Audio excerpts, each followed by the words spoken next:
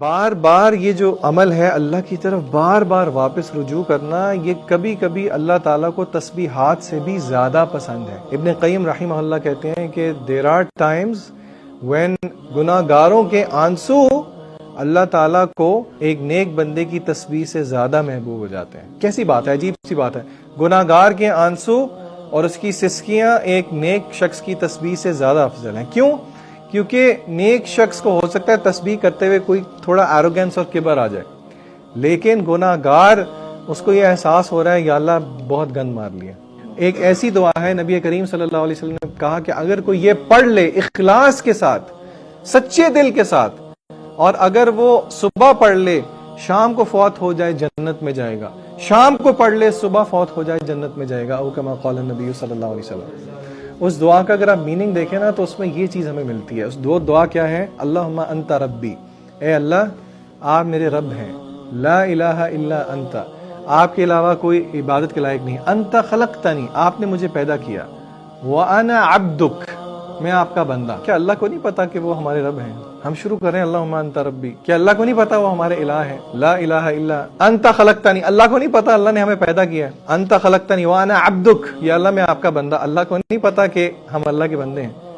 یہ ہم کیوں کہہ رہے ہیں؟ یہ علماء کہتے ہیں یہ ایک طریقہ ہے اپنے آپ کو ریمائنڈ کروانے کا کہ اپنی اوقات بھی بندہ یاد رکھے۔ یا اللہ آپ نے مجھے پیدا کیا، میں آپ کا بندہ ہوں، تو اور آپ سے جو میں نے وعدہ کیا ہے اور جو عہد کیا ہے اس پہ میں اپنی استطاعت کے مطابق قائم ہوں۔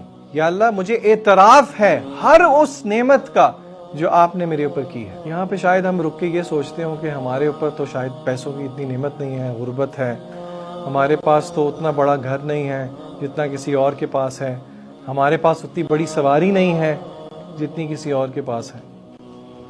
ہم صرف ان چیزوں کو نعمتیں سمجھتے ہیں۔ آئے میں آپ کو ایک یاد دہانی کرواتا ہوں ایک ایسی نعمت کی طرف جو ہم سب کے پاس ہے لیکن ہم اس کا شکر نہیں کرتے، اور اس کا ہم اس طرح کا استعمال کرتے ہیں کہ اللہ ہم پر رحم فرمائے۔ قیامت کے دن ایک بندے کو لایا جائے گا، اس نے 500 سال تک اللہ کی عبادت کی، 500 ایئرز، 500 سال میں اس نے پلک جھپکنے تک بھی، حدیث کے الفاظ ہیں کہ اللہ کی عبادت میں ہی گزاری۔ تو اللہ تعالیٰ فرشتوں کو کہیں گے کہ لاؤ اس بندے کو، اور بندہ جب اللہ تعالیٰ کے سامنے پیش ہوگا تو اللہ کہیں گے کہ اس کو میری رحمت کی وجہ سے جنت میں ڈال دیں۔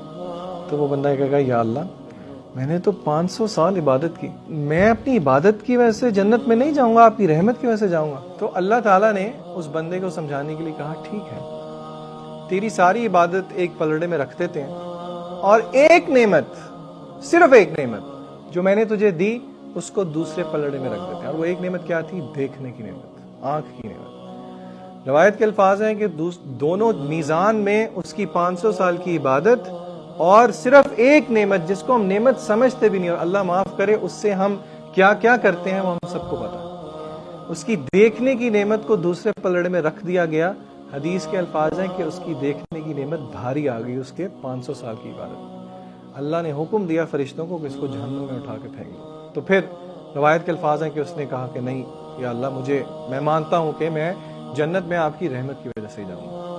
تو جب اللہ سے ہم اس دعا میں سید الاستغفار میں یہ اعتراف کریں نا، ابو لک بنعمتک علیہ، بات چل رہی ہے سید الاستغفار کی، بات چل رہی ہے اس نقطے کی جو کہ ابن قیم کہہ رہے ہیں کہ انسان کی زندگی کی بنیاد دل اور روح کی زندگی ہے، اور اس میں سے ایک عمل جو کہ ہمیں زندگی کی طرف لے کے جائے وہ بار بار اللہ تعالیٰ کی طرف پلٹنا ہے، توبہ استغفار کرنا ہے، اپنے گناہوں کی معافی مانگنا ہے۔ اس میں سے میں آپ کو بتا رہا ہوں، حدیث میں آتا ہے کہ بہترین دعا سید الاستغفار ہے، اس کا ہم ترجمہ دیکھ رہے ہیں، اللہم انت ربی، اے اللہ آپ میرے رب، لا الہ الا، آپ کے علاوہ کوئی الہ نہیں، عبادت کے لائق نہیں، انت خلقتنی، آپ نے مجھے تخلیق کیا، وانا عبدک، میں آپ کا بندہ، وانا علی عہدک ووعدک ما استطعت، میں آپ کے ساتھ جو عہد کیا ہوا ہے، آپ کے ساتھ جو وعدہ کیا ہوا ہے اس پہ اپنی استطاعت کے مطابق کھڑا ہوں۔ ابو لک بنعمتک علیہ، یا اللہ مجھے اعتراف ہے، آئی ایگری، آئی ایکنالج جتنی بھی نعمتیں آپ نے میرے اوپر کی ہیں، ابو لک بنعمتک علیہ وابو بذنبی،